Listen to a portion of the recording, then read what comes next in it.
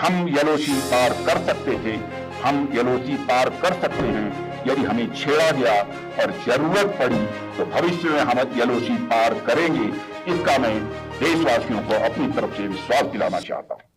लेकिन हाल ही के दिनों में युद्ध जिस तरीके से लंबे खिंचते जा रहे हैं, आने वाले समय में जनता को सिर्फ इनडायरेक्ट रूप से ही नहीं बल्कि डायरेक्ट रूप से भी युद्ध में शामिल होने के लिए तैयार रहना चाहिए।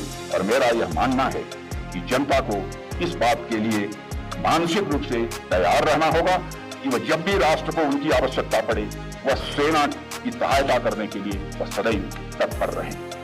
इसलिए मैं देश की जनता से यह कहना चाहता हूं कि जिस प्रकार से हर सैनिक भारतीय है, उसी प्रकार से हर एक भारतीय को भी एक सैनिक की भूमिका निभाने के लिए हमेशा उसे तैयार रहना चाहिए।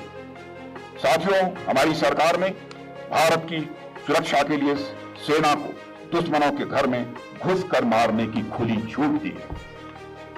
और मैं आप लोगों को इस मंच से यह भी विश्वास दिलाना चाहूंगा कि मोदी जी के नेतृत्व में केंद्र सरकार की राजनीतिक इच्छा शक्ति में पिछले कुछ समय में लगातार बढ़ोतरी हुई है।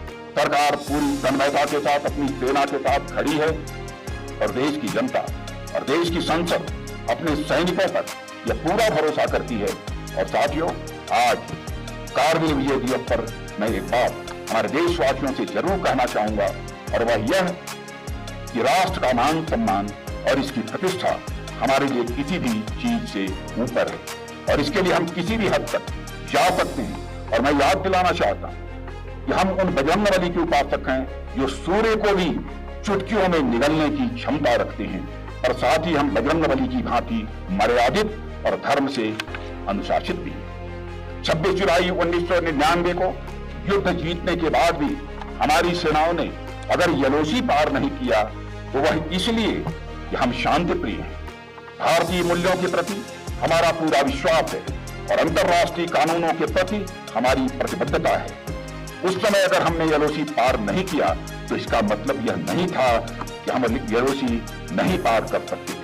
हम एलओसी पार कर सकते और हम एलओसी पार कर सकते हैं और जरूरत पड़ी तो भविष्य में एलओसी हम पार करेंगे। और इसे फिर से दोहराना चाहूंगा कि हम एलओसी पार कर सकते थे, हम एलओसी पार कर सकते हैं यदि हमें छेड़ा गया और जरूरत पड़ी तो भविष्य में हम एलओसी पार करेंगे। इसका मैं देशवासियों को अपनी तरफ से विश्वास दिलाना चाहता हूं।